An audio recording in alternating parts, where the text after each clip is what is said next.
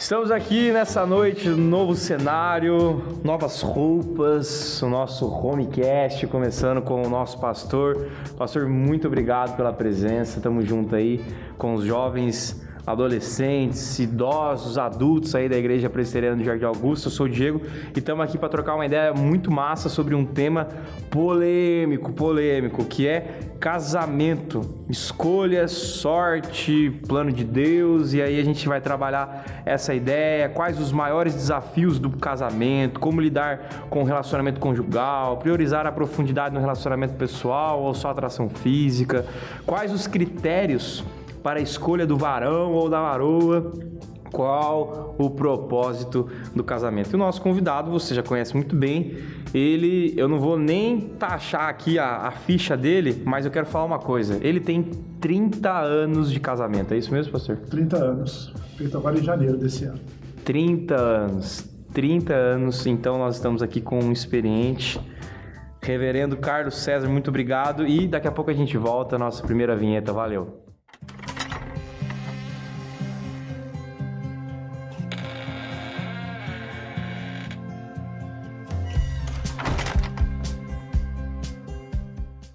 Pastor, divórcio cresce mais de 160% em uma década, diz a Agência Brasil, e na BBC, faz pouco tempo, News Brasil aqui, soltaram uma reportagem falando que o coronavírus, após o confinamento, cidade da China registra recorde em pedidos de divórcio.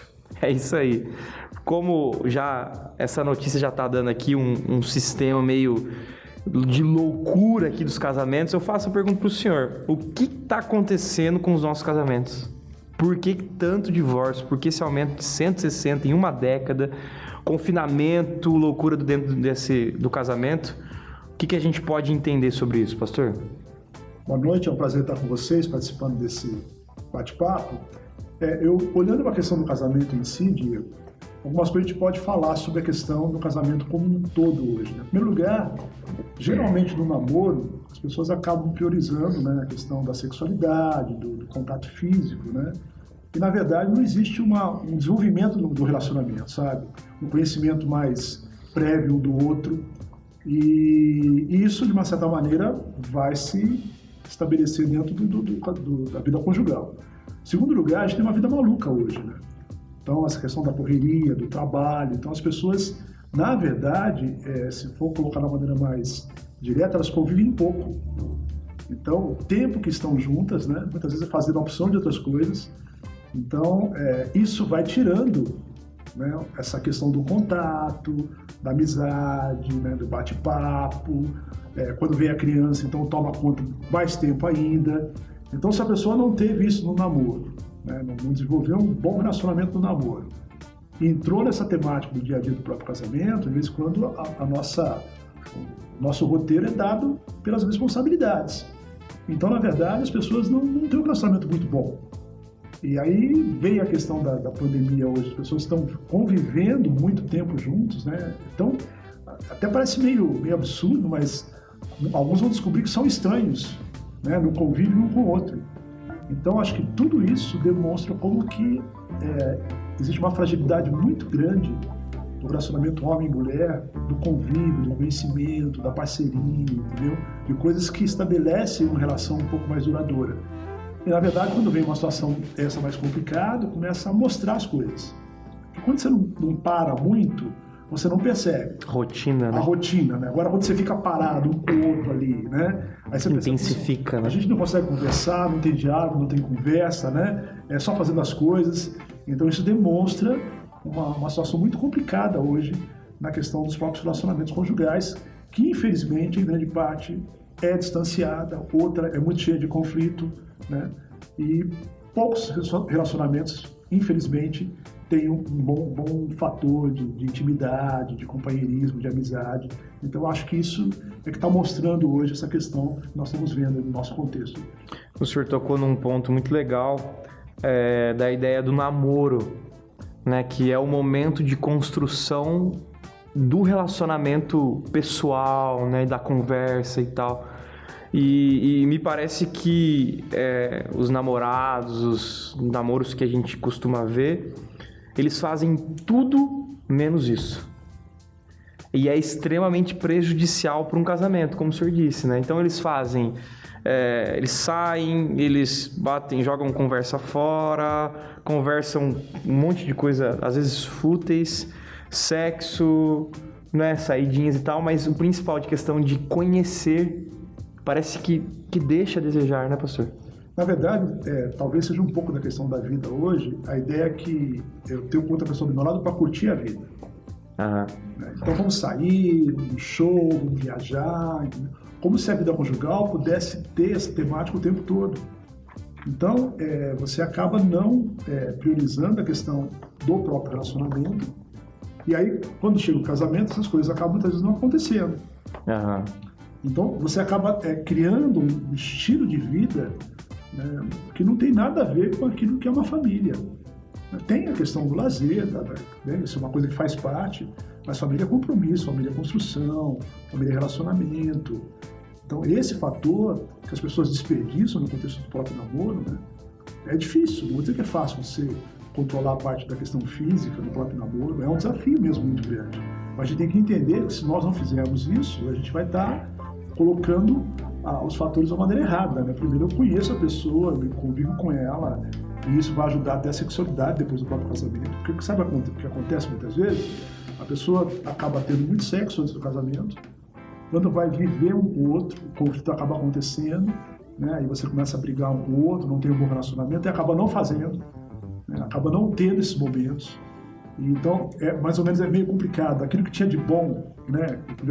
Antes não acontece mais. A hora que eu casei não acontece mais. Por quê? Porque você vai conviver com a pessoa.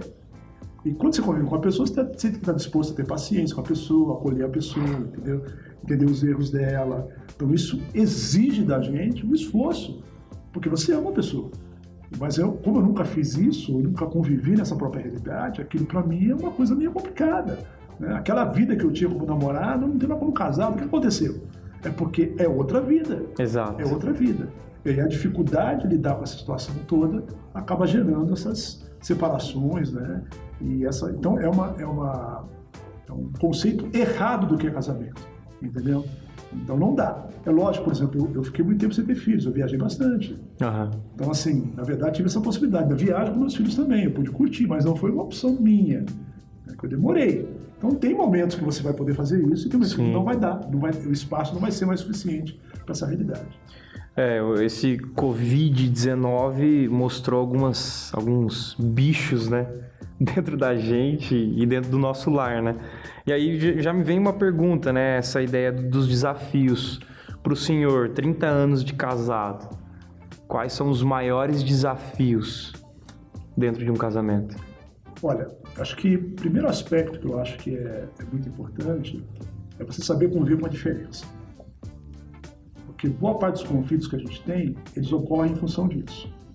Então a gente tem pelo menos 3 aspectos que vão gerar conflito. A questão da sexualidade, homem e mulher são diferentes, né? A questão do temperamento, que também gera conflito, quer dizer, o temperamento tem uma maneira diferente de lidar com as coisas do que o outro, uma pessoa que é muito vontade, né?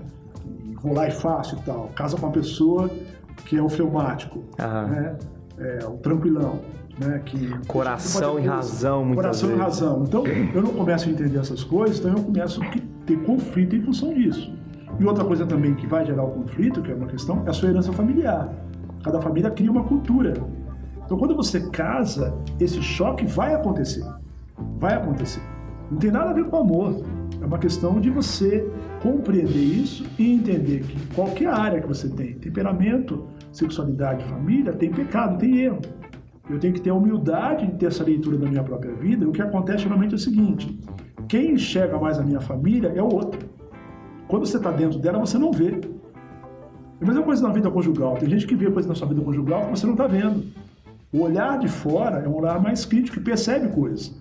Então aí a pessoa começa a jogar coisas. Não, mas sua família não, mas nunca faz, está tudo bem lá. Então eu começo a ter essa dificuldade muito. Então lidar com as diferenças e saber entender isso e que a família tem aspecto positivo e negativo, temperamento positivo e negativo, homem também, e aí eu tenho que, no contexto cristão, colocar a Bíblia aí e começar a trabalhar essas coisas, e, na verdade, entender que nunca vai ter uma perfeição nessas áreas, é um aspecto primordial. Quando você consegue compreender isso, aceitar a pessoa como ela é, a diferença que ela é, e amar desse jeito, apesar de ser imperfeita também, aí eu começo a caminhar no meu próprio casamento. Enquanto eu começo a encrencar com essas coisas, porque não tem como você pedir que a pessoa mude o temperamento, ela tem que aperfeiçoar o temperamento. Então, amar é isso, né? Você é uma pessoa como ela é. E todos nós temos que crescer e avançar. Então, isso dá muito conflito, dá muita confusão.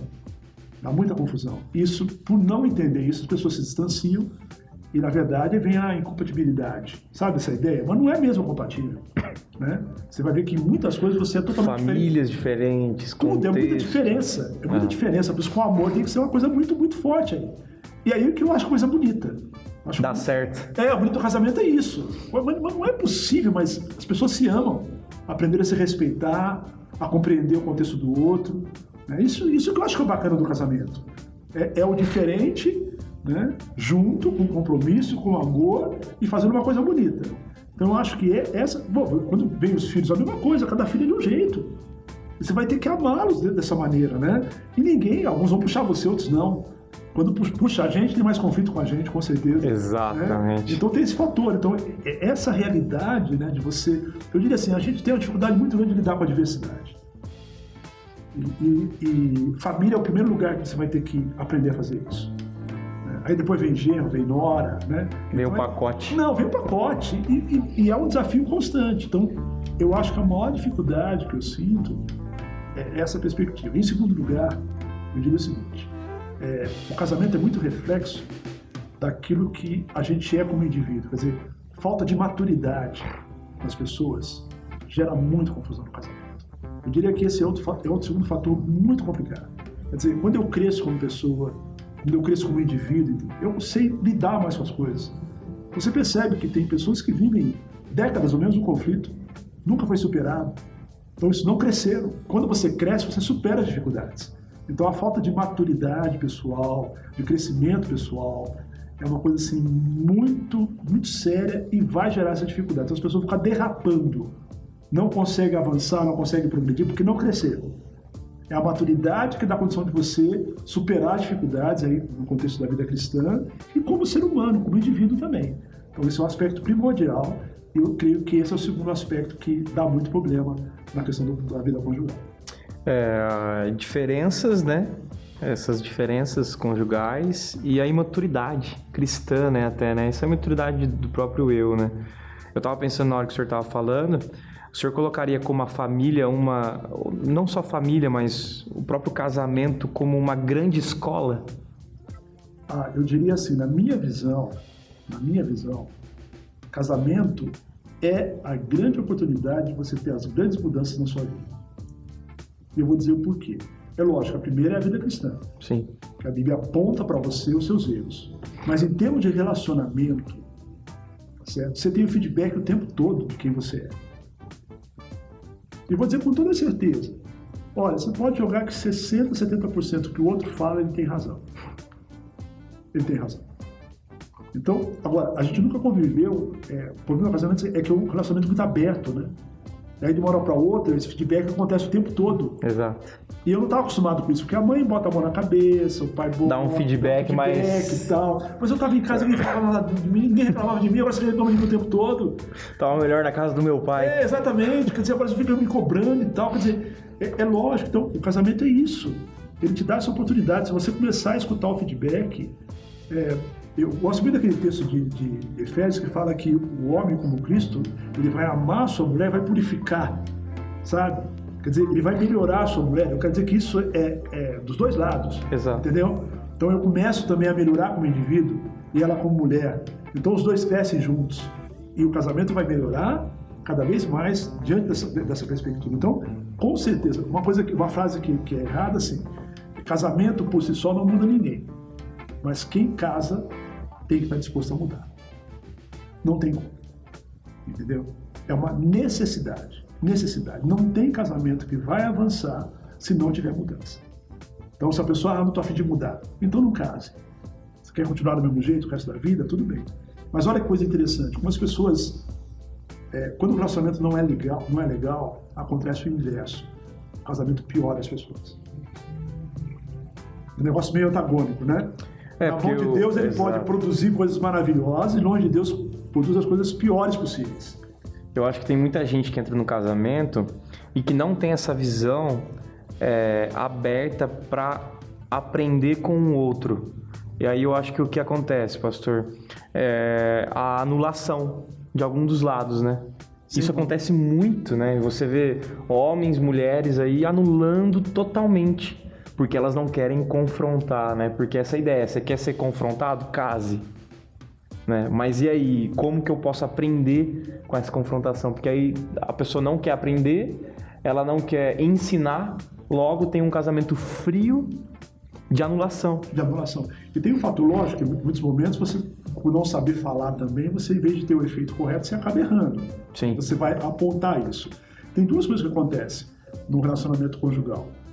Quando um tem ou é muito forte na maneira do comportamento, ou é muito bravo, entendeu? Ou manipula muito, ele consegue vencer a batalha. Né? Eu tenho razão, é do meu jeito. Mas o outro, ele se anula. É uma competição. É uma competição. Se o outro não se anular, vai ser uma briga constante. Vai ser uma briga constante. Ou então, o terceiro ponto que o pessoal acaba criando, o distanciamento. Cada um com a sua vida. Cada um no seu quadrado, tem umas coisas que a gente está junto e tal. Então, mas não é um casal. Não é um casal. As pessoas criam estratégias, né, para manter isso. Então, nenhuma dessas opções. E tem aquele casal que está tentando, que está melhorando, que está avançando, né? E esse daí é o que vai superar, que vai avançar. É uma batalha, mas que estão construindo. Acho que casamento é isso, construir o tempo todo. Então, esse seria o casal cristão. A dificuldade é inerente, demora um pouco mais, um pouco menos, nós vamos superando, vamos avançando, vamos melhorando. E aí você percebe que Deus está atuando no meio daquele próprio casal. Esse seria o ideal para a gente como cristão, que tem essa possibilidade, ainda mais do feedback da esposa, tem o feedback da palavra, né? Então eu tenho duas coisas acontecendo para apontar onde eu tenho que melhorar na minha vida. Que aula, pastor, muito bom. Mas e aí, pastor, e o sexo? Né? Dentro do casamento, muitas vezes o casal, ele baseia sua relação apenas no sexo, né? Como lidar com a falta de profundidade no relacionamento pessoal? Talvez até um gancho pro início, né? Da questão do namoro, né? Eles trocam, fazem sexo e não baseia no relacionamento pessoal. E aí no casamento, você quer só basear em sexo, né? E esse relacionamento pessoal totalmente desestruturado. Como que a gente consegue ver isso? Na verdade, assim, o que vai acontecer no casamento é que a sexualidade, quando ela é efetuada sem um bom relacionamento, chega uma hora que começa a perder sentido. Porque aí acaba sendo uma sexualidade sem afeto. Mecânica. Ela funciona muito mais para o homem. Porque o homem pode, momentaneamente, ele é atraído por aquilo que ele vê, entendeu? Ele, o contexto da sedução é muito alto, então ele pode ir lá até momentaneamente satisfazê-lo. Mas para a mulher é horrível isso. É horrível. Não há conquista, romance... Não tem. Então, assim, sempre que o homem se aproxima da mulher, se torna um pouco mais carinhoso porque ele quer sexo. Depois que não tem o sexo, ele não a trata mais dessa maneira. Entendeu? Então, na verdade, isso acaba tirando uma relação um pouco mais profunda. Para a mulher é muito ruim. E o homem, depois de um certo momento, também vai sentir isso. Entendeu? A mulher se torna um objeto. E depois o homem vai sentir isso também. Também o peso. Que ela está, praticamente, ela não quer fazer, mas está fazendo porque você quer. Então, isso não vai ser legal. Porque, na verdade, a ideia correta de sexualidade, que sexualidade é a celebração de um bom relacionamento. Sem bom relacionamento, logo eu já não tenho a celebração. Aí é uma celebração. Aí vai ser bom para o homem, vai ser bom para a mulher, vai ser uma coisa maravilhosa a prática da sexualidade. Mas quando ela não tem esse contexto, entendeu? Então ela não vai cumprir o papel. Aí tem cara que fala, mas a minha mulher não sabe. Alguma coisa está errada. É uma coisa que tem que ser muito claro, que eu não digo em termos de qual vai ser a rotina de sexualidade do casal, mas a Bíblia diz que tem que ser uma prática, né? O próprio Paulo fala que você só pode separar, né, um aspecto ali do corpo e tal para fazer oração. Mas volta. Volta logo. Mas não é que ele está dizendo, e eu acho que principalmente falar isso, né? É que ela faz parte de alguém que se ama. Ela faz parte de um relacionamento legal, entendeu? E eu tenho que olhar essa própria realidade, inclusive o próprio alerta, para que o inimigo não ocupe espaço aí. Porque se você não tem essa vida de sexualidade, você está, de uma certa maneira, fragilizado nessa área. Então, como é que eu resolvo isso? Não é só a prática, né? É o relacionamento. Então, acaba criando esse espaço para o inimigo tentar derrubar a gente, né? Traição. Então, agora, o que não pode fazer é tentar tratar da sexualidade só em alguns casos, que tem alguns problemas ou outro, a pessoa pode ter um trauma, tem gente que é abusada, nunca fala para o marido, fica escondido, então essas coisas vão ter reflexos da sexualidade. Mas fora disso, né, é uma questão que tem que ser tratada no relacionamento. Então, é um fato, é importante, mas ele é reflexo do próprio relacionamento. Então, o grande problema hoje que tem é que se criou uma ideia de sexualidade na questão do prazer só, né? Pornográfico, né? E isso, de uma certa maneira, é a destruição, né? A desvalorização da mulher, né? Você olhar da mulher como objeto. Então, a gente deve realmente olhar para isso da pior maneira possível. Mas, infelizmente, quando isso não acontece, a gente sabe que a pornografia hoje é muito comum, entendeu? Sites, internet, né? O homem acaba buscando isso, a mulher menos isso, entendeu? Tá errando, porque teria que tentar resolver o próprio relacionamento dele. Mas é mais fácil a fuga, né? Do que você encarar, né? Que é uma construção, você tem que abrir mão, você tem que escutar. Na verdade, é uma luta muito grande. E quando há essa construção, é sensacional, porque a celebração se torna realmente celebração.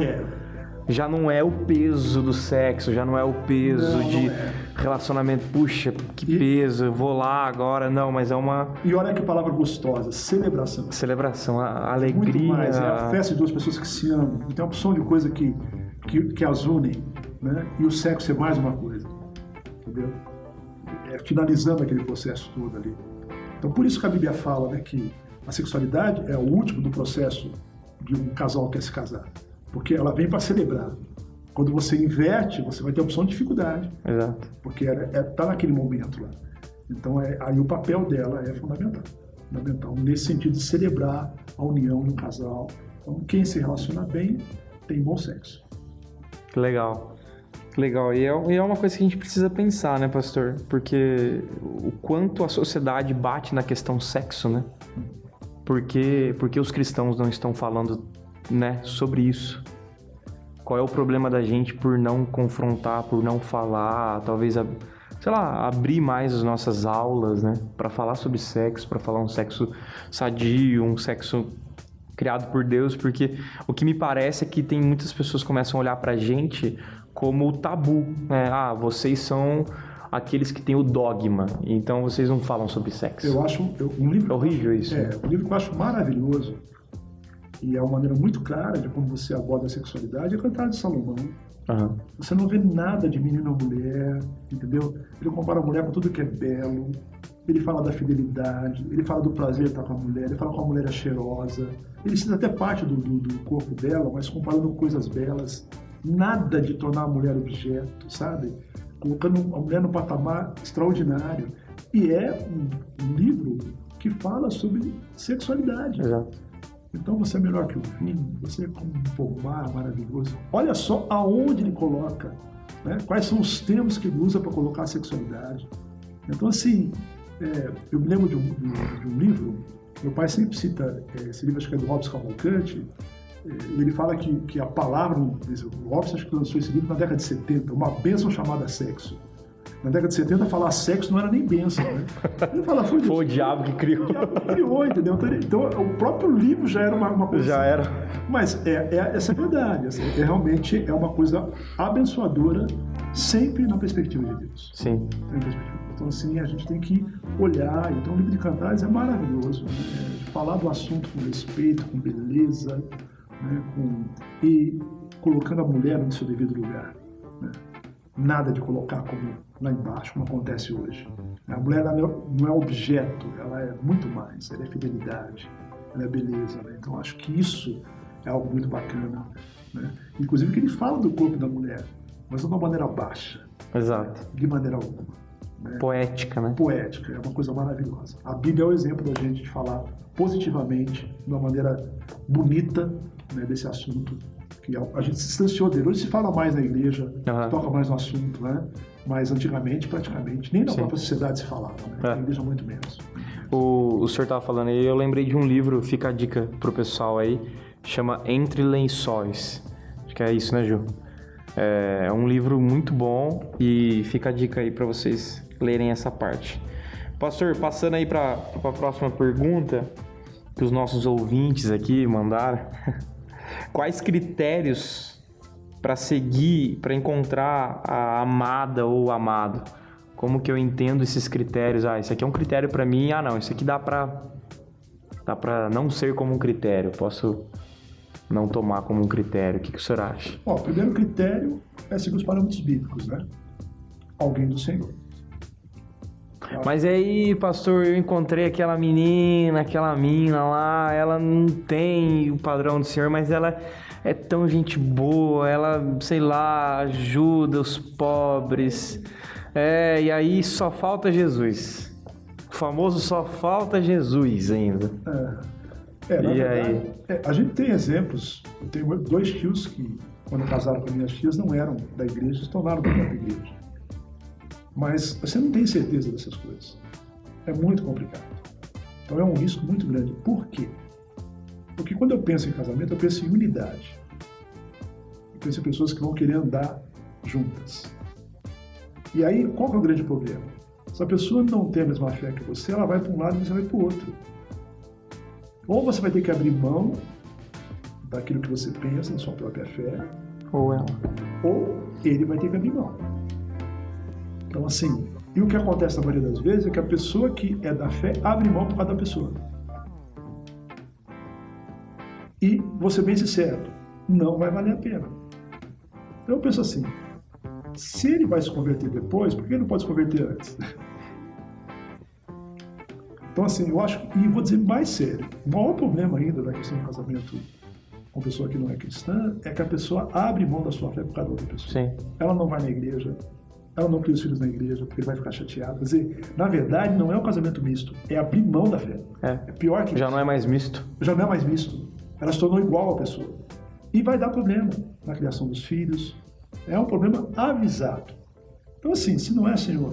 Eu passei um tempo atrás aqui um vídeo de uma menina, né, cristã, não era da nossa igreja, até da igreja católica, e aí ela deu testemunho que ela casou segundo os preceitos de Deus e ela fez um propósito de ficar 1 ano e meio sem se beijar até o casamento. E eu me lembro do testemunho do esposo dela. Ela falou assim, olha, eu quando conheci a minha esposa, eu achei ela meio estranha, namorava com ela. Porque ela tinha uns princípios que eu não conhecia. E ela me fez um homem de Deus. Então, assim, eu fiquei olhando aqui, em primeiro lugar, alguém que viveu a questão do namoro no princípio de Deus. Em segundo lugar, alguém que viveu a sua fé. E ela fala que eu não queria decepcionar Jesus Cristo. E que por causa disso, o esposo dela atual, que não era uma pessoa voltada para a fé, ele vai para Deus por causa do testemunho daquela mulher. Então, o que falta para a gente hoje, eu sei que é uma luta muito grande. Sim. Mas o maior problema é que a pessoa abre mão da sua fé. Como é que eu quero ser feliz na minha vida? Então, assim, vamos pensar em hipóteses, né? Você quer casar comigo? Quero. Eu vou na igreja todo domingo. Mas não concordo. Então, claro. Quer dizer, na verdade, eu vou ser bem sincero. Se você colocar as questões para alguém que não é da própria fé, se essa pessoa amar você muito, vai ficar com você. Ela vai achar a gente maluco. Achar maluco. Não, mas nesse ponto eu não quero. Quarta-feira, 11 horas da noite. Exatamente. Gravando um homecast. Exatamente.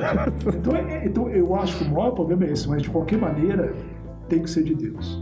Segundo lugar, a Bíblia diz que tem uma promessa de Deus, né? Que a esposa, que a herança vem dos pais, mas a esposa prudente vem de Deus. Eu tenho que orar. Eu tenho que esperar. Pode estar vindo de jegue. Pode estar vindo de jegue. Pode demorar um pouco. Mas eu não tenho, eu tenho essa convicção na minha vida. Deus é a pessoa certa para a nossa vida. Se eu esperar, ele vai mandar essa pessoa. O senhor acha que a pessoa exata, tem uma japonesa lá no Japão que foi criada para casar com o Mateus ou o Lucas? Ele tem a pessoa certa para a minha vida. Tem problema nenhum. Ou o senhor acha mais um padrão bíblico? Não está escrito todos os meus dias? Não está lá? Diz lá que está escrito. Ele tem a pessoa para a minha vida. Rebeca era a pessoa que Deus queria para Isaac. Não tem dúvida nenhuma disso. Então, assim, eu tenho que esperar. Se a esposa prudente vem de Deus, ele vai mandar para a sua vida. Então, eu tenho convicção disso, porque é um projeto fundamental de Deus. É fundamental. Antes da igreja existia família. Né? Tá lá, Adão e Eva. Então, eu não vejo como que Deus, assim mesma coisa, Deus queria que eu fosse pastor. Deus só seria feliz na minha vida quando eu estivesse dentro do propósito dele. Ele criou algo para fazer, ele determinou isso na minha própria vida. E eu, na minha vida, o dia que eu falei, se eu sou comando a minha vida, eu falei, então agora vai ser assim. E em terceiro lugar, eu acho também o discernimento, a sabedoria. Você avaliar a pessoa, olhar a vida dela, né? Quais são as dicas, como é que ela trata os pais dela. Ela é distante, ela trata mal, ela briga com os pais. Então, você vai, evidentemente, ter alguns dados. O grande problema que tem é que a paixão cega. Exato. Que você passa por cima. Não, você não vê. Você não vê. Então, de vez em quando você está casando com um sapo e você vendo o príncipe. Então, ainda mais que se o cara ainda vem daquele cara que faz tudo, sabe? Na conquista, sabe? Nossa, você fica olhando. Outro dia eu falei aqui na igreja, esse homem não existe. Ele só pode ser momentâneo para conquistar você. Depois ele vai mostrar o que ele é. Aí, frustração. Frustração. Então, discernimento. Você tem que olhar para a pessoa. Né? Olhar. Como é que o cara não estuda? Ih, só repete. E trabalhador, o cara trabalha para valer? Não. Então, tudo bem. Agora, o cara não estuda e não trabalha, você vai casar com quem? Você tem que olhar. Então, algumas coisas estão na cara. Eu tenho que pegar e usar a sabedoria de Deus, certo? E fazer a minha análise. Fazer esse tipo de coisa. Orar, observar, ficar atento. Eu acho que esse lado é um lado primordial e fundamental. Aí as pessoas acabam não tendo esse tipo, que Deus nos deu também essa capacidade de entendimento. Agora, tem gente que a encrenca tá lá, tá na cara, todo mundo vê, ela não vê, ela casa com a encrenca. Então, assim, é um absurdo as pessoas hoje, certos casamentos que acontecem. Todo mundo tá vendo que não vai dar certo, só a pessoa que não. Agora, tem opção de coisa. Depois a pessoa não quer ficar sozinha. Exato. Começou a chegar a uma certa idade. Chegando a idade e tal, então eu vou, né? E esse é um grande problema. Segundo lugar, ela quer fugir de casa. Aí casa muito cedo. Casa muito cedo. Terceiro, é maluca mesmo. Entendeu? Conheceu na internet, depois de Tinder. Se casou e tal. E aí, não tô dizendo que você não possa conhecer. Pode. Mas por que nem casar em 6 meses? 3 meses. Não, pô. Mas isso é pra gente que depois de mais idade e tal, que não tem tempo pra namorar, né? Não tem muito tempo. Senão, se namorar muito, morre, entendeu? Mas quem tá novo, tem tempo pra isso. Manda um abraço pro meu pai aqui, que eu falei exatamente isso pra ele. Não tem muito tempo pra namorar e tem que namorar e casar logo. Casar logo, de uma vez e tal. Então, assim, na verdade é isso, mas não tem porquê. Então, assim, eu olho pra esse lado. E quarta coisa que eu queria dizer é o seguinte: a gente não trata com o devido zelo essa área da nossa vida. O cara na profissão dele, ele pesquisa, estuda, vê o mercado, entendeu? Faz duas faculdades, entendeu? Ele vê ele faz uma análise enorme. Se as pessoas tivessem a preocupação com a vida profissional, com a vida sentimental, seria outra coisa. Não sei o que eu vou fazer, não. Eu vou experimentar várias profissões, se não der certo, tudo bem. Ninguém faz assim. Mas no casamento faz. Então, vou ser bem sério, você namorar demais não é um bom aspecto. Não é um bom sinal. Não é. Porque todo namoro você se expõe, você mexe com o sentimento de alguém, entendeu? Eu não consigo entender que Deus fala, você namora 10, depois dessa primeira eu vou mostrar pra você quem é. Não quero dizer que você não possa ter experiência de namoro, né? Namorar algumas vezes. Mas, pô, tem gente que tem 10, 15 namoro. E o namoro longo, pastor? 10 anos namorando. 15 anos namorando. Aí tá algum problema. Aí tem alguma coisa errada aí? Uma coisa errada. Porque vai ser uma coisa meio complicada. entendeu? 10 anos. Você está meio longe, né? Você não está estudando, tal, você tem circunstâncias, mas assim é uma coisa meio fora do padrão. Então, assim, na verdade, o que eu sinto hoje é que as pessoas não mexem com o devido cuidado nessa área. Uma coisa que eu nem sei mais se usa mais essa expressão, né? O famoso ficar, né? Hoje é crunchzinho, né? Mudou o termo. Isso não tem espaço na Bíblia. Não tem. Entendeu? Então, quando eu começo a tratar essa área da minha vida desse jeito, eu já estou tratando ela de uma maneira insensata, imprudente. Então, a gente não pode fazer isso, né? E a gente tem que notar, porque, na verdade, é um relacionamento, você está beijando alguém, é uma intimidade, né? E aí, como é que fica isso? Então, uma coisa que aconteceu no nosso meio por muito tempo, não, namoro é diferente, namoro você tinha uma intenção de levar a sério, entendeu? Agora eu vou te beijar hoje, amanhã não, né? Então, negócio de boca santa não tem. Então tem que olhar, então eu acho uma questão muito séria. Não, mas essa nova época, né? Isso é um conceito errado. Exato. Um conceito errado, que leva você a lidar com uma coisa muito séria na sua vida, que se não der certo você vai sofrer pra caramba, né? Vai sofrer muito. Aliás, às vezes, quando é até mais fácil você resolver uma questão de uma profissão que você teve que mudar, por um casamento que não deu certo, e a pessoa olha para isso de uma maneira errada. Então eu acho que falta esse zelo, sabe? Esse cuidado. Não se briga com essa área. Você tem que tomar um cuidado tremendo. Tremendo. Maior que profissão. Porque se der errado essa área da sua vida, o preço que você paga é enorme. É enorme. E o capeta vai ter todo o interesse. Vai deitar e rolar. Deitar e rolar. Se ele já estragou você logo no começo, pronto, depois ele só fica sentado vendo o que vai acontecer. Agora, mesmo que em casa, dentro do padrão de Deus e tal, tem que tomar cuidado, porque ele vai tentar encontrar a chance ali para derrubar a nossa própria vida. Pastor, uma rápida palavra aí pros minos e as minas aí que estão ouvindo a gente, que tá pensando que seu príncipe ou sua princesa está vindo de jegue. Qual seria uma palavra aí animadora aí pro pessoal? Eu penso assim, eu acho que se Deus está realmente na direção da nossa vida, e Ele colocou que aquela pessoa vai chegar em tal momento na sua vida, que naquele período você tem que estar trabalhando a sua vida, o seu próprio coração, dentro da própria palavra, para quando você encontrar a pessoa que vai viver do teu lado, você seja o melhor possível. Entendeu? Senhor, enquanto não aparecer, vai mudando a minha vida. Eu quero encontrar essa pessoa e oferecer para ela o melhor da minha vida. Então a gente muitas vezes fica pensando, mas quando ele... Não, se prepara antes. Mas uma coisa eu tenho certeza, se Deus não tiver um tipo de propósito na sua vida que você fique sozinho, e pode ser, em alguns casos, não são todos, né? A pessoa vai aparecer.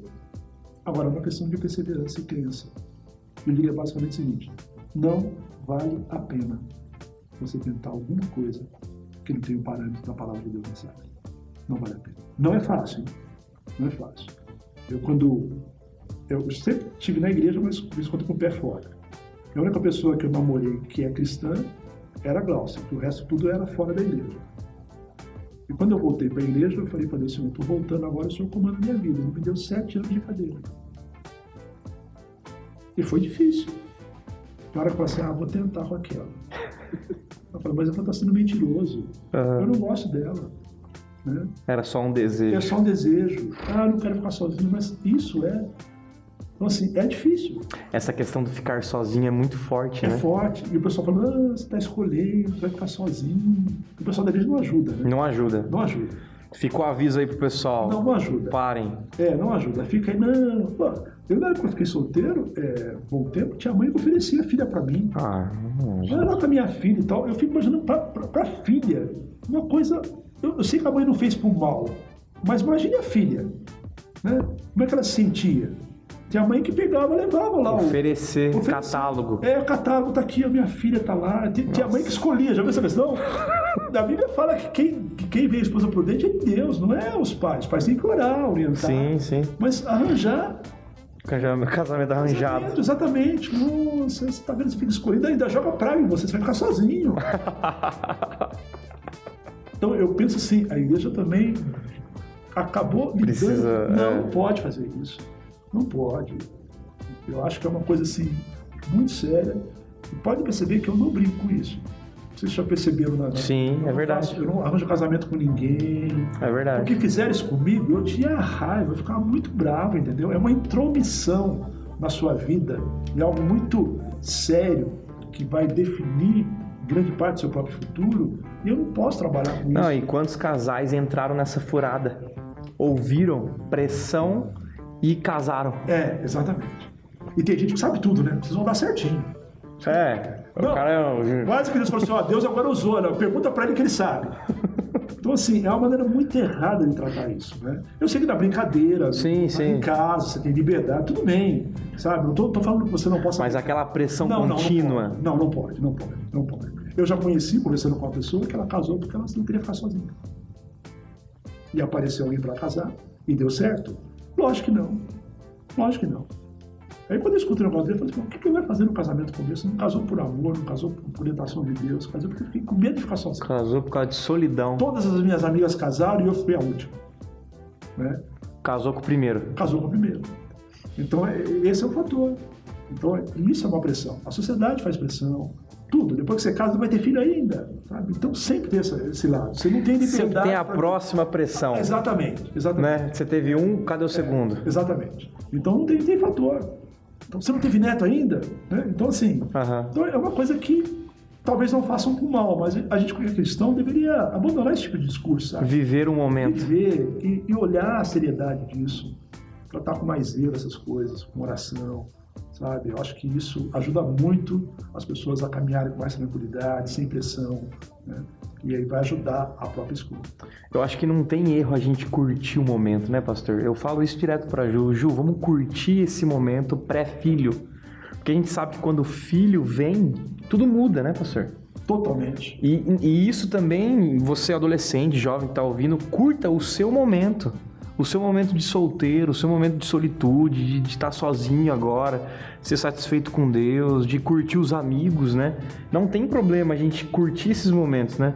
Mas a sociedade e a igreja ficam empurrando isso, né? Exatamente. Muito chato, né? E quando você tiver filho, seu pai vai ficar sozinho, né? Não vai ter essa possibilidade. O sozinho ele vai vir só depois, quando o filho crescer e tiver 20 e tantos anos. Exatamente. Então eu acho que esse lado, a gente tem que ser um pouco mais cuidadoso, mais zeloso em lidar com algumas coisas que são muito importantes, são muito sensíveis na vida das pessoas. Então eu não gosto de brincadeira nessa área, mas de jeito nenhum. É verdade. Eu sofri muito. E afeta muito a pessoa. Afeta muito a pessoa. Eu nunca fiquei traumatizado, mas isso, de jeito nenhum. Eu sou bem tranquilo nessa parte, entendeu? Mas assim, eu ficava muito triste de ver essa postura. É só para, assim, colocar um pouco mais essa questão do preconceito. Quando eu comecei no ministério, eu era solteiro. Tava com quanto, pastor? 26 anos. 26 anos. Minha idade? 27, tô com 27. E aí, eu não sei como, eu tava no ministério e chegou um irmão presbítero e aquele dia eu respondi isso, mas foi ver na cabeça. Ele falou assim, nossa, pastor, deve ser muito complicado ser pastor solteiro. Eu falei, pior mal casado. Veio assim na boca, sabe? Eu não aguentava mais esse negócio que agora eu era pastor. Essa pressão. E agora, porque eu não sou casado, eu tenho mais dificuldade de volta. Eu falei, não, pior do que ser solteiro é ser mal casado. E a gente sabe disso. Um mau casamento, praticamente, não é mau casamento atrapalha o pastor, atrapalha tudo. Tudo. Sim. Ou ela te puxa, ou ela te sustenta. Te sustenta, exatamente. Então, na hora eu falei, mas percebe que a pessoa não para? Sim. Coitado do apóstolo Paulo, o pessoal ia arrumar casamento para ele o tempo todo. Ele ia arrumar o tempo todo. E para casar com Paulo tem que ser uma maluca. Porque maluca. Apanhava, estava preso, naufrágio. Ia estar apanhando junto com ele. Coisa doida. Ele falou, é melhor não casar não. A vida que eu tenho é melhor não casar. Eu ia até entrar nessa pergunta, mas a gente pode deixar para o próximo bloco, da questão do celibato. E aí, será que a gente tem, né? Não tem? Não, eu creio nessa questão. Porque tem gente que não... A pessoa se satisfaz com absoluta coisa da vida. E vou te ser bem sério. Se não for um celibatário que é opção dele, o Paulo falou no sentido do trabalho dele, profissional, tem gente que não tem muita vontade de sexualidade, não é uma coisa que mexe muito com a pessoa. Sim. Então, é uma maneira mais fácil. Se for vocacionado por Deus, as coisas não vão perturbar. Deus vai trabalhando. Imagina que Deus coloca a pessoa para ser celibatária e tal, e a pessoa tem que viver com aquela tentação o tempo todo. Aí Paulo fala, você vai viver abrasado, melhor casar. Casa. Né? Percebe que não vai dar mesmo. Então, eu creio muito que Deus tem uma vocação. Tem gente que é tranquilo, ela se satisfaz de servir os outros, conviver com os outros, né? Esse é um fator. Rapidamente, uma coisa aqui que eu acho muito importante. A gente precisa tomar muito cuidado em não confundir afetividade com sexualidade. O que a gente precisa mesmo no ser humano é a afetividade. É ter afeto. Troca de afeto. Aí sim, no contexto do casal, o afeto com mais sexualidade. Mas o que a gente precisa como ser humano é afeto. É isso. E o solteiro pode ter. Ele pode desenvolver isso. Isso preenche a nossa vida. Isso é fundamental. A maior necessidade do casamento é o afeto do outro, o acolhimento do outro. Isso daí é o que não pode faltar. Tendo isso daí, e Deus, logicamente, a pessoa tem tudo. Então, eu acho que a gente precisa olhar para esse lado. E tem muita gente que é casada e não sabe o que é afeto. O que mais o filho quer do pai é o afeto. Né? Olhar para ele, alguém que ame. Pensando um pouco que eu falei no domingo da conferência, né? Tratar, né? O tratamento que você Cuidado faz uma diferença enorme. Enorme. Para a saúde da pessoa, para a valorização dela. Sabe? É um fator muito grande. A família, ela tem um reflexo enorme na nossa existência. O cuidar dela e o casamento tem um papel fundamental. Galera, se você está curtindo, nós estamos encerrando nosso primeiro bloco. A gente já volta. Bate-papo sensacional. Homecast, se inscreve aí. Tamo junto. Valeu, gente.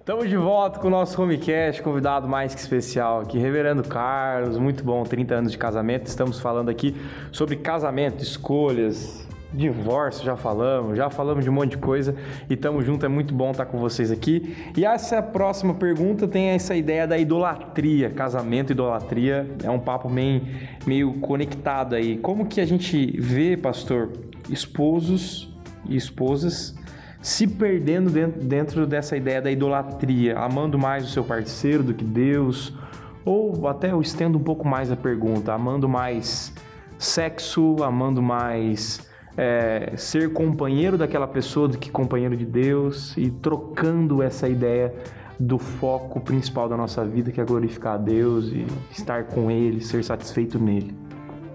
A idolatria, no sentido tanto pessoal como de objeto, ela está relacionada à paixão. Né? É isso que acaba gerando a idolatria no nosso próprio relacionamento. E, na verdade, quando a pessoa começa a ser tomada por essa paixão, isso é uma coisa que escraviza. Então, nós vamos pensar num relacionamento onde você tem idolatria de um pelo outro. O outro vai se anular, certo?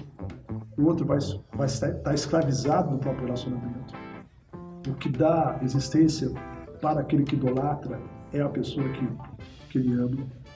Então você tem uma inversão, né, no próprio relacionamento.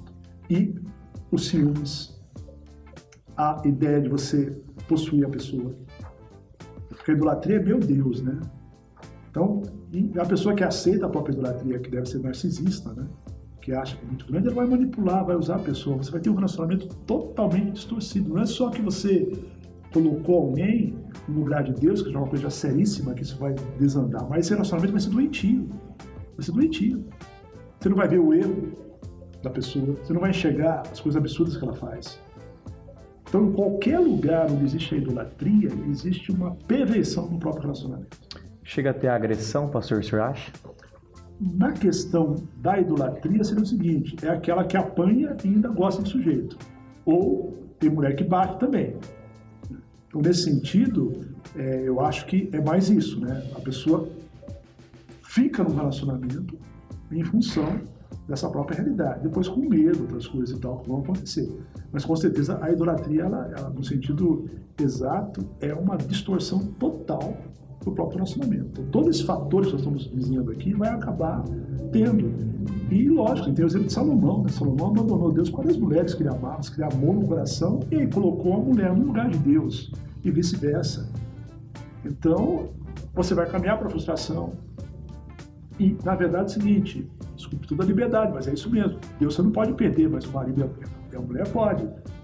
Pode ser pela morte, pode ser por uma separação. Tem gente que perdeu o rumo da vida por causa da separação. Não se reergue. Não se reergue mais, porque ela colocou o foco em alguém que não pode ter isso. E todo pai que idolatra filho é um grande problema. Não só no casamento, toda uma família. Amizades. Uma relação doentia. Igreja, gente que idolatra pastor. Então, assim, é uma visão errada da própria realidade, é um ser humano, você não está enxergando o que está acontecendo com ele ali. E a pessoa jamais vai conseguir produzir na sua vida o que você quer. Não, jamais, não tem como a pessoa produzir, preencher sua vida, quem preenche é Deus, ela tem outra função na sua vida. Então, eu vou estar frustrado, é uma frustração que vai acontecer no caminhar. A expectativa sempre vai estar altíssima. É impossível que isso vá acontecer. E você nunca vai conseguir chegar lá. Não vai conseguir. Então, realmente, isso acaba distorcendo o próprio relacionamento. E vai distanciar de Deus, porque não tem como. Aí, voltando aqui, a gente falou sobre a questão do casamento fora da própria igreja, é isso, né? Em que lugar você vai colocar a pessoa? Exato. Esse é o maior problema. Já no início, na própria escolha. Qual lugar que a pessoa vai ter na sua vida? Então, e aí, uma coisa que é muito bacana é o seguinte: quando você busca Deus, e Deus está no lugar correto, você vai amar muito melhor a pessoa que está do teu lado. A troca de afetos também é diferente. Vai ser muito melhor, você vai cuidar muito mais dela. A idolatria muitas vezes é posse, sabe? Aquele negócio de... Então, é uma coisa... Não, com Deus, Deus faz você amar a pessoa de uma maneira equilibrada, de uma maneira constante, de uma maneira real. Não é aquela paixão doentia que te traz o descontrole, mas é uma coisa que preenche a sua vida. Por isso que a Bíblia fala sobre moderação. Sabe? Você entende mais as diferenças. Exatamente, você entende mais a diferença. Então é uma coisa gostosa de você crer. A idolatria é distorção. Ela bagunça. É o desequilíbrio. É uma coisa doentia. É um relacionamento doentio que só vai dar coisa errada. Eu lembrei do senhor falando relacionamento doentio, eu lembrei de uma pergunta de uma menina, eu não lembro para que pastor que ela fez, mas a pergunta era mais ou menos assim: pastor, o meu futuro esposo, né? Acho que ela estava noiva e tal. Ele é uma bênção, um homem de Deus, um cara crente, toca no louvor e tal. Mas eu tenho algumas dúvidas ainda em relação a casar com ele, porque ele bate na mãe dele. Aí a pergunta para aquele pastor foi: eu devo continuar? E aí, pastor? O cara bate na mãe. Não, na verdade é assim, como é que... Mas ele é um... É uma bênção. É uma bênção pra... Então, mas com a mãe dele não é. Se ele bate na mãe, então como é que a pessoa pode ser a bênção pra um e não pode ser a bênção pra E outro? aí eu lembro que o pastor ainda respondeu assim: casa, minha filha. Casa, porque aí você vai ser uma bênção pra mãe, porque a mãe vai parar de apanhar. E vai começar a bater. Não, vamos pensar assim. Acho que foi até um vídeo que a gente passou aqui, não foi? Ficou o Duarte. Isso, exato. O vídeo que a gente viu aqui. Agora, veja só uma coisa. Se o cara bate na mãe, ele vai bater em todo mundo. Então, assim, como é que alguém pode olhar para isso? Mas ele é bonitinho, sei lá e tal, mas ele vai ficar feinho. Pai. O que ele faz é muito feio. Então, assim, é muito complicado. Mas uma coisa que acontece com a gente, quando a gente vive longe de Deus, a gente diminui o discernimento. E a paixão fala mais alto. Né? E as promessas da pessoa. Então, você vai ser enganado, envolvido naquilo, por estar longe de Deus. As coisas de Deus já não são mais... Não são mais. Foco na sua vida. Exatamente. Então, você já não resolve as coisas partindo com o pressuposto cristão, né? É isso. Esse é um fator, na verdade, muito complicado. Então a gente tem que estar bem longe dessa parte, porque isso não é um relacionamento saudável de maneira alguma. Vai dar muita consequência negativa no próprio relacionamento. Legal, pastor. Pastor, basicamente o nosso tema aqui, né, o casamento, o senhor acha que é sorte, escolha ou o plano de Deus, né? Até a gente já passou um pouquinho dentro dessa ideia, né, há várias áreas, né, do cristianismo, colocando, existe a pessoa certa, tem um caráter correto, a atitudes de uma mulher, atitudes de um homem que eu devo buscar? Ou é sorte mesmo? Eu tava lá naquela rua e apareceu a Ju e eu casei com ela.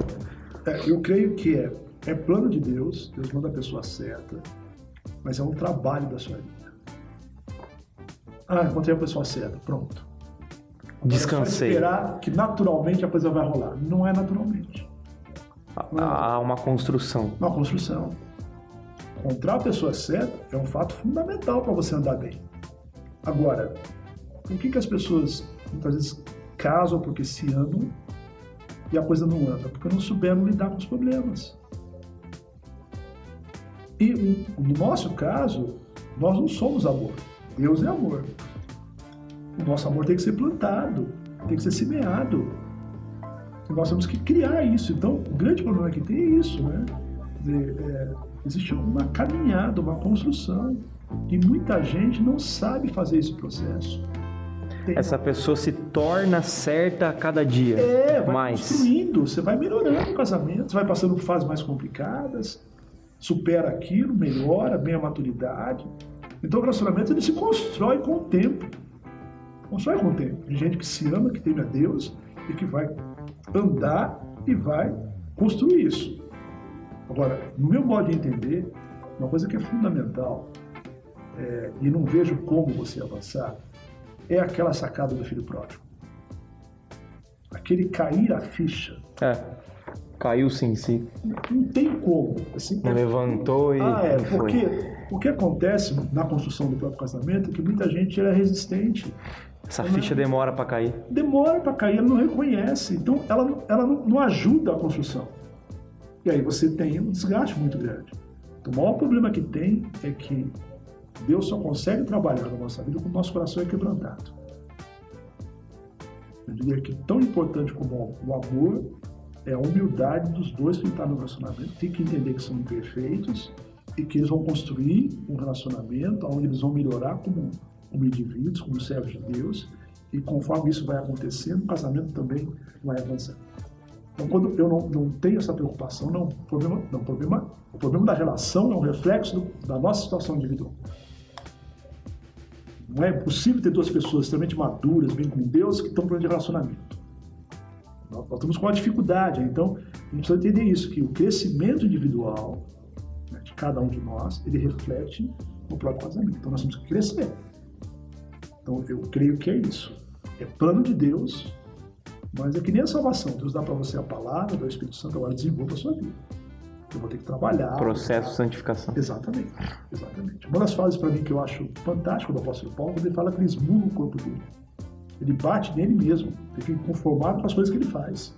Ele geralmente fica conformado com o que o outro faz, não com o que a gente faz.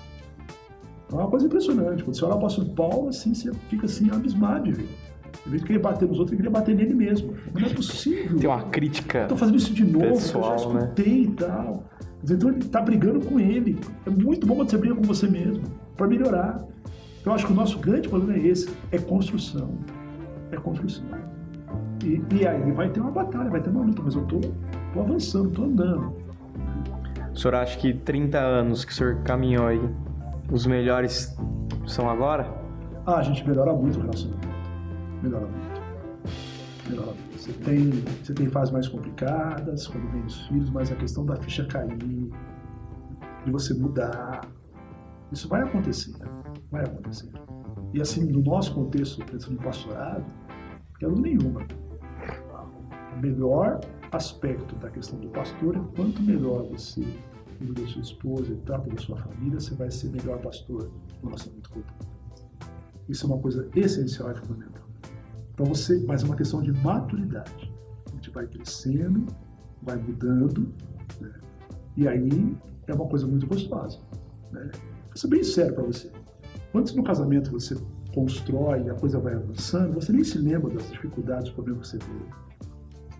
Não lembra, porque o que você conquistou lá na frente com a bênção de Deus, sempre com Ele é tudo, Ele é o centro, faz você esquecer daquela batalha que você teve. Sabe? Aí aquele hino, só conta a bênção mesmo. Né?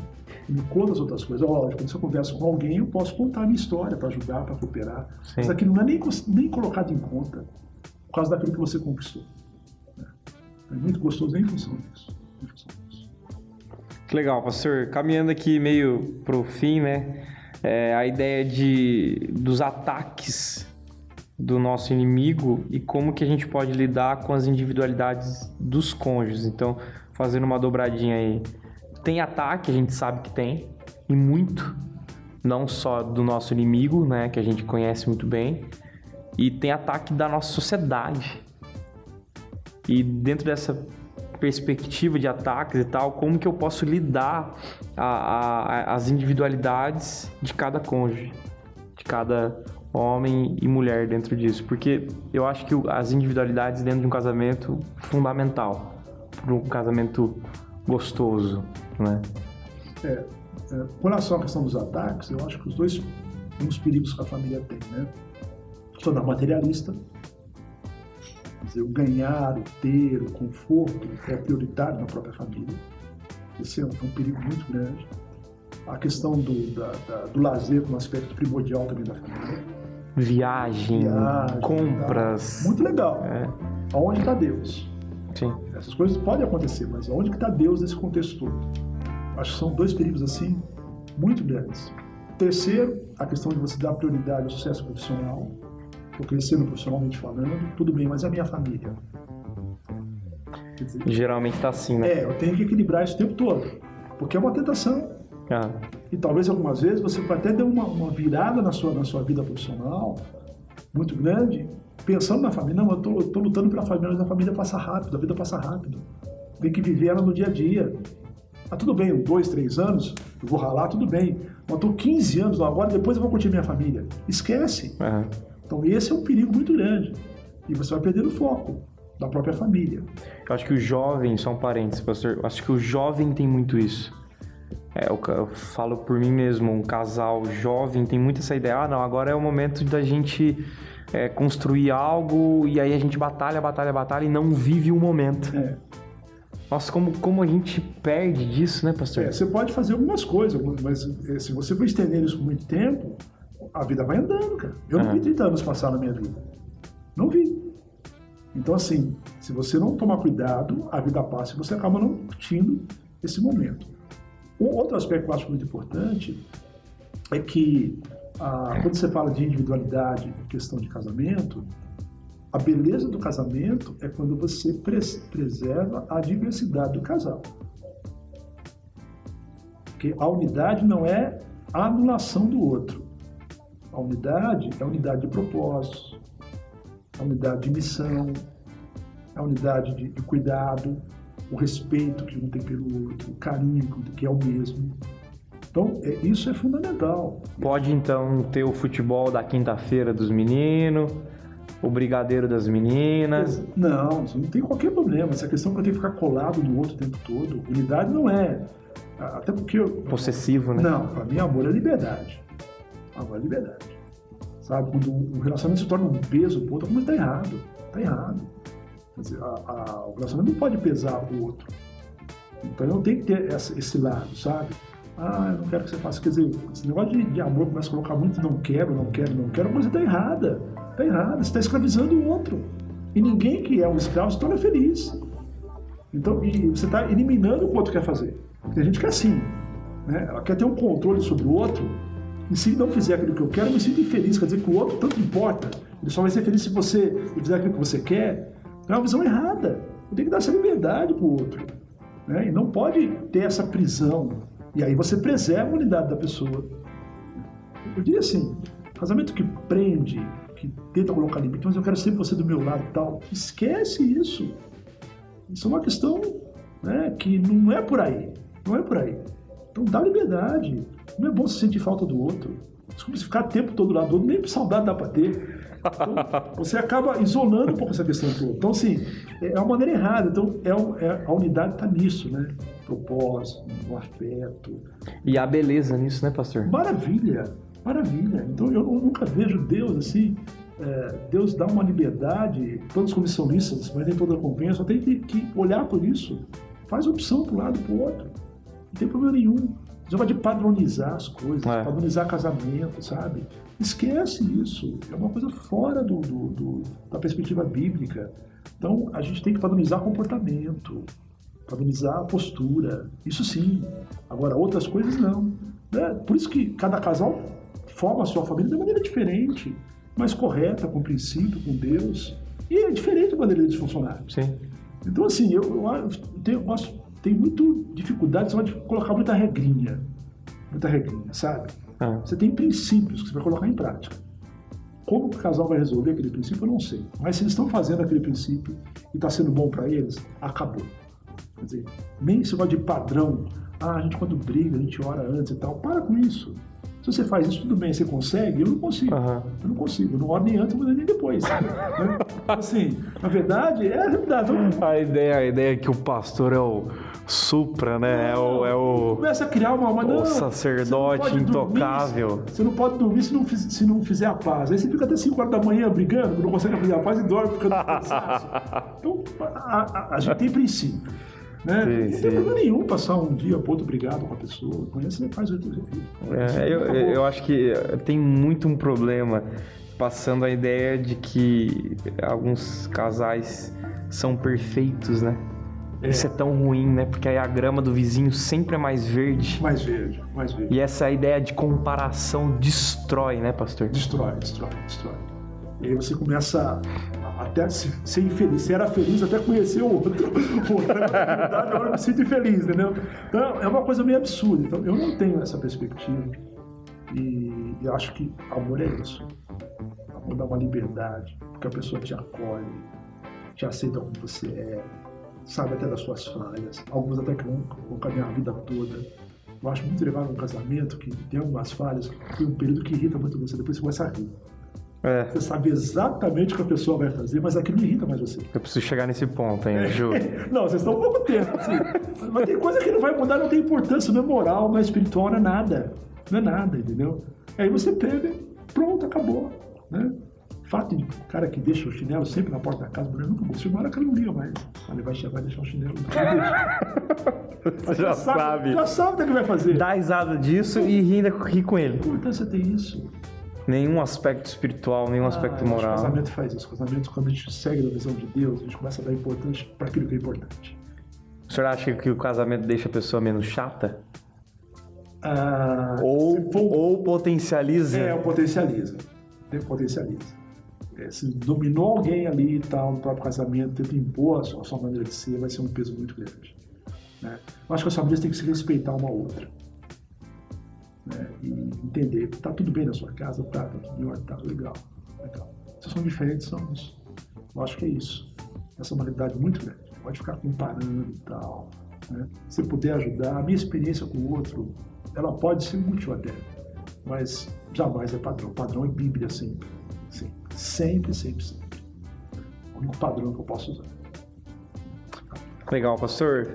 Para finalizar, a gente trazer a última pergunta aí. Foi muito bom o papo contigo. Muito bom mesmo o Homecast, cada vez mais especial e falando aí o pessoal que quer casar.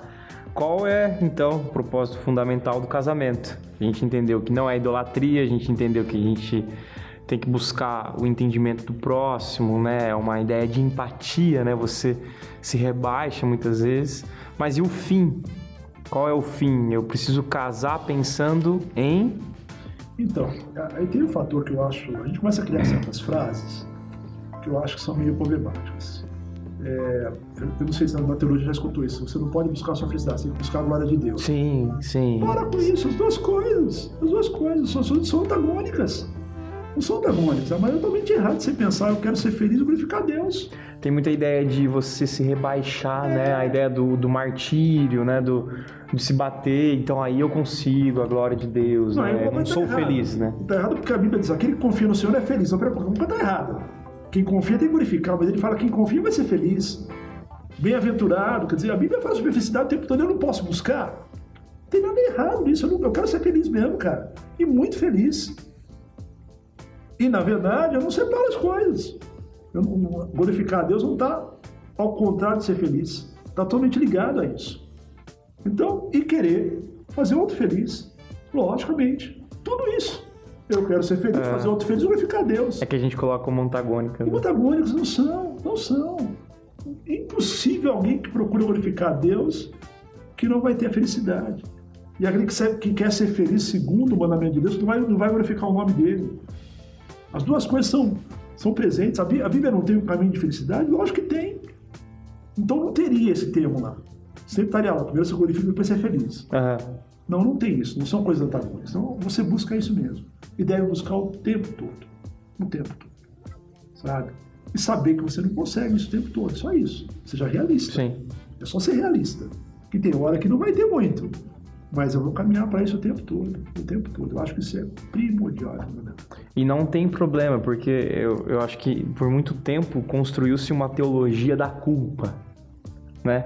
Uma teologia da culpa. Por quê? Porque eu estou culpado, porque eu estou buscando, estou percebendo que eu estou muito assim, pensando muito naquelas coisas, pensando muito em ser feliz, pensando... Então construiu-se uma teologia da culpa.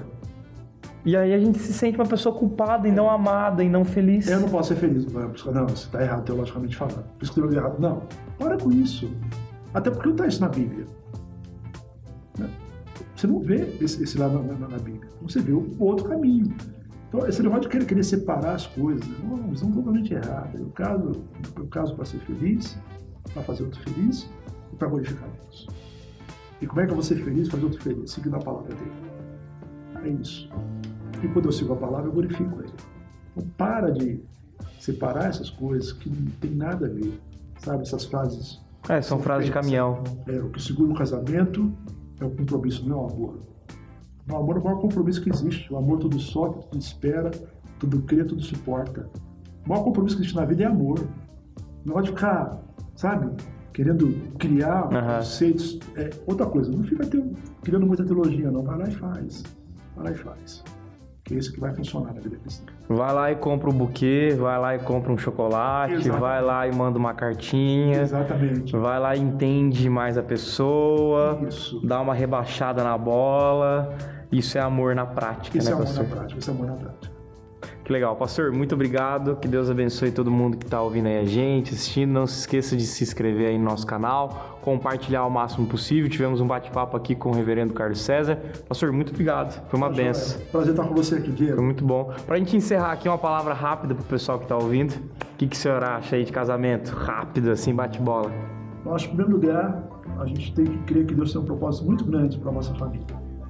E batalhar por isso, e lutar por isso, e saber que é uma coisa abençoada por Deus, e Ele quer mudar a sua vida e abençoar muito a sua família. Creia nisso e busque que Deus vai te abençoar, vai te ajudar. Tá bom? Amém. Deus abençoe, gente. Semana que vem a gente tem mais nosso Homecast. Valeu!